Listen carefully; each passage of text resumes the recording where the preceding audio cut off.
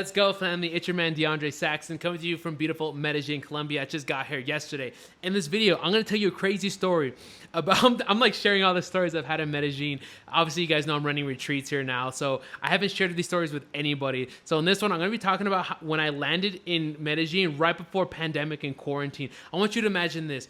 Imagine you're in Colombia. You barely speak the language. You're in a third world country, per se.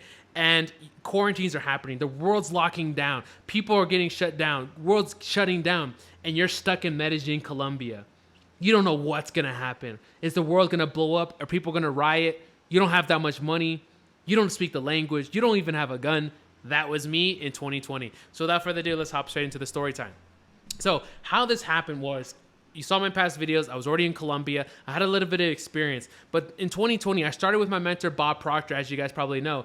And I started on I paid him $5,000 and then a $3,000 a month retainer in order to start a coaching business with him, right? So he would mentor me on how to reprogram some people's minds, and I would sell this program called Thinking into Results, and it was a $10,000 program. So in order for me to like succeed in this business that I had with him, I had to become a product of the product. I couldn't live in my grandparents' house anymore. So with less than $1,000, I booked a flight to Colombia, which was my safe haven at the time. I've already spent about 3 to 4 years in Colombia up to this period, and I landed. Now, the idea of COVID and pandemic and stuff is on the news, but to me, it was nothing yet. It was just like, this was what? March? Yeah, so lockdown started happening in April, I believe. And so I'm landing here in March or February, something like this. And I land in Colombia, and I have less than $1,000 in my account. So I end up staying in one of Pablo Escobar's old apartments. So I didn't have that much money at the time. I could spend about $600 a month on an apartment. So what I did was I found this big like penthouse that was Pablo's old spot. And it was 7 bedrooms, and I rented the smallest bedroom for $600 a month. But it was big. It was like 3 stories. It was like a full penthouse that had a lot of space, had a lot of views. But guys, lockdown started happening. And I'm scared. I'm thinking to myself, what am I going to do? The world is shutting down. I've never experienced this. There's only one flight. Like, they had like these emergency flights that allowed people to exit the country. They're like, hey, if you're an expat and you want to go back to the United States, this is your time. You either take it or you leave it, or you're stuck here in Colombia. And guys, I was going through one of the most traumatic and turmoil internal battles of my life. Because in the outside world was saying, DeAndre, get out of Colombia. What are you doing thinking about getting locked down in Colombia? The world's shutting down, and you're in a third world country where poverty's rampant and people might start fighting each other. You don't even speak the language. You don't know anybody here. And you better take this flight back to the United States. But something inside of me told me to stay, that I had to stay and work through it.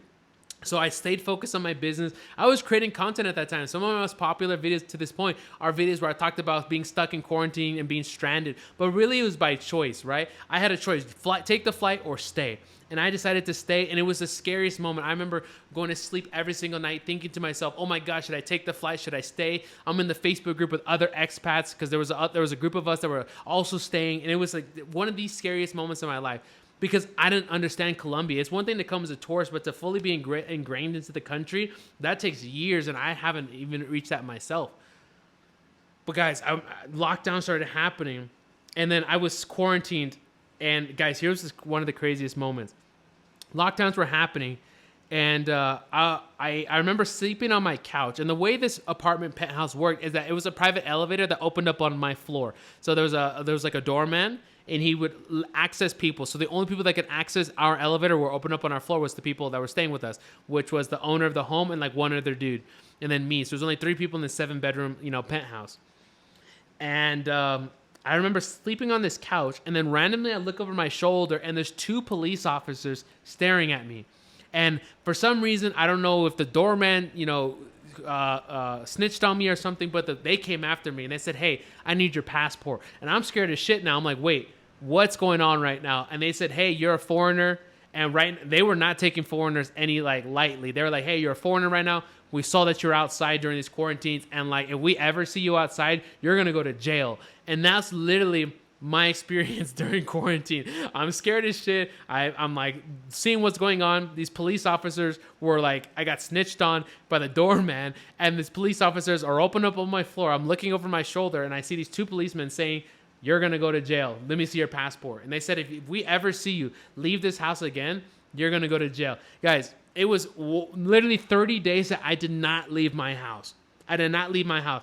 No girls, no partying. I couldn't even leave to go to a restaurant to get food. I literally had to Uber Eats or something called Rappi here every single day in order to get my essentials and groceries.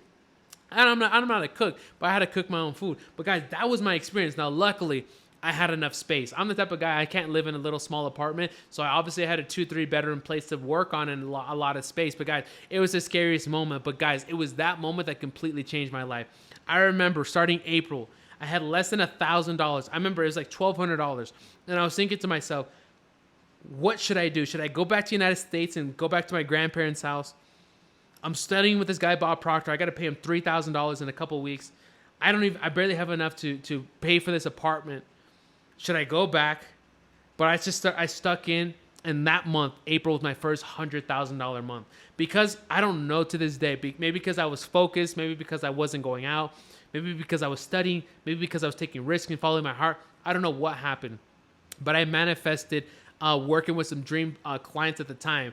And that month of April, I remember it was like April 14th. I was wondering what I was going to do, if I was going to be able to afford the month. And I manifested some guy in my DM that put me on his podcast. And later that month, I entered my bank account with $111,000 for my coaching business that I did working with Bob Proctor, selling people into that program. And it was a crazy experience. So up to this time, you guys can realize that Colombia has changed my life twice. The first time when I was sleeping in my car and I landed here and I was so scared and I was able to get out of my car and live and travel to Colombia.